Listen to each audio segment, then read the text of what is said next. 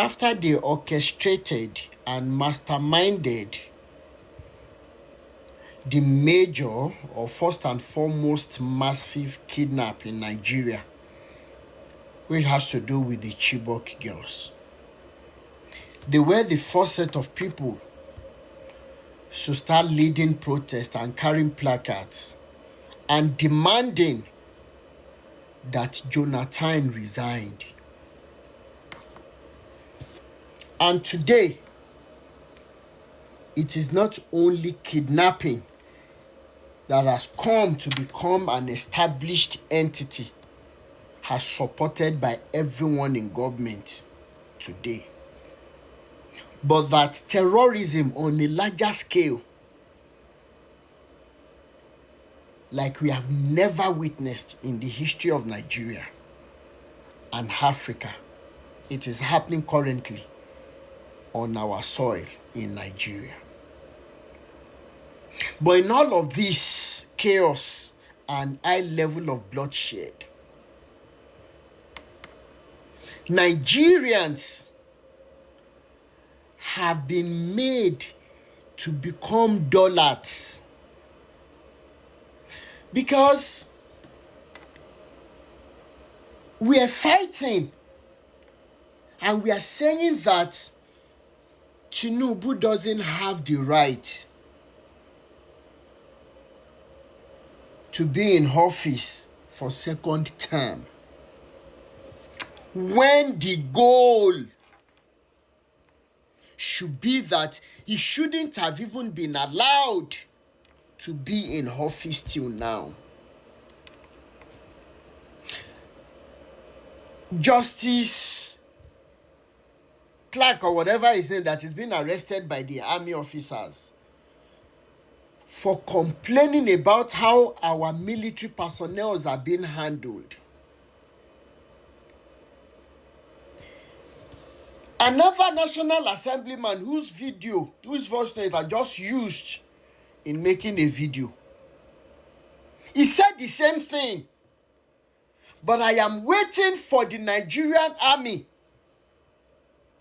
to make a command that National Assembly member that called a spade should also be arrested and treated the way Justice Clark is being incarcerated. Once again, I say it.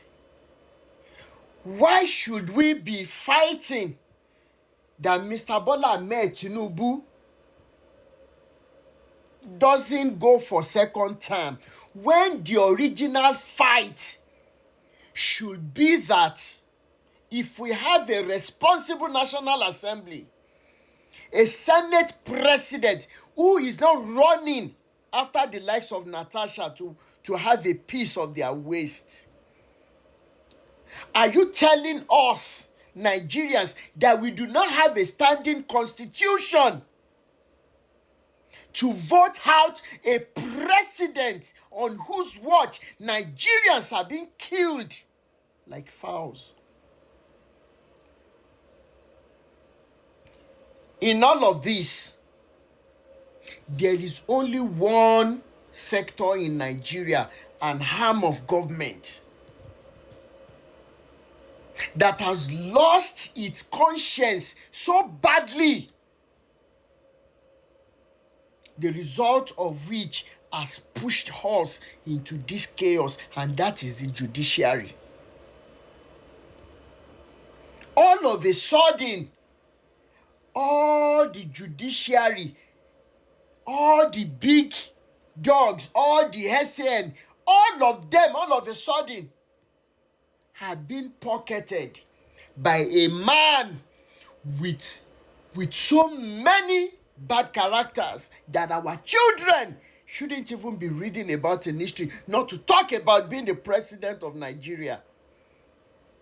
It is a very big shame unto all of you, and posterity will judge all your children.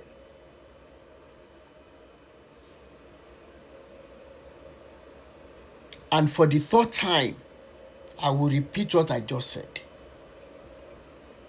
Should we actually be fighting that this man who cares the least about the life of an average Nigerian, that shouldn't even come for the second term, or that we should already be invoking a part of constitution that allows such a wicked monster to be voted out of power.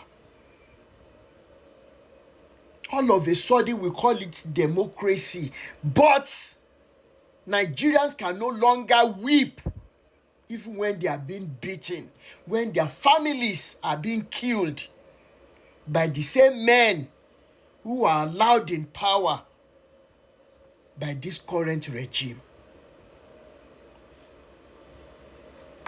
But in all of this, do we not deserve worse as Nigerians? Only that the calamities that are flying around do not know the right homes to enter.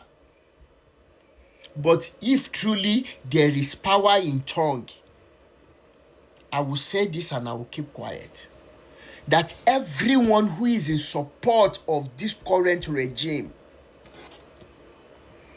everyone who is saying on this evil mandate, swallowing up our fathers, our mothers, our uncles, our aunts, our children, our brothers and sisters, our friends, that on that mandate they are standing, it will forever be a sinking ground to all of you. All the money, blood money that you people are dislodging up and down, are making you to lose your conscience.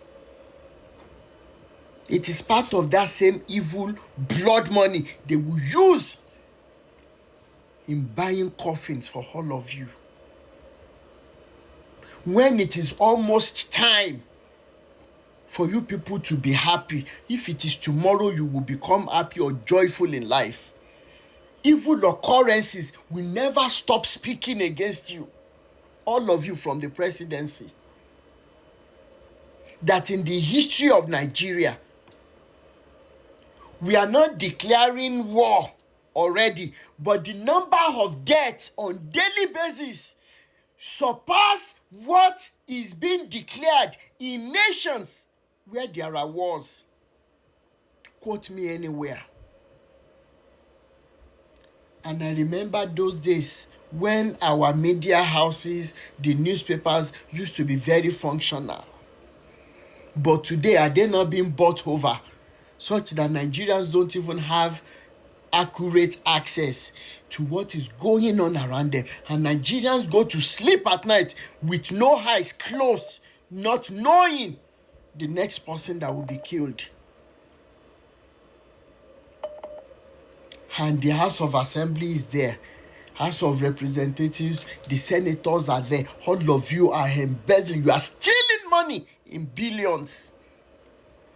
Because you know that Nigeria is done for. Then you have access. You have the accessibility to cash, to be able to travel and fly and run away when the chaos comes in full scale. And I say it again, it will never be well with any one of you. I say this, I keep quiet for now.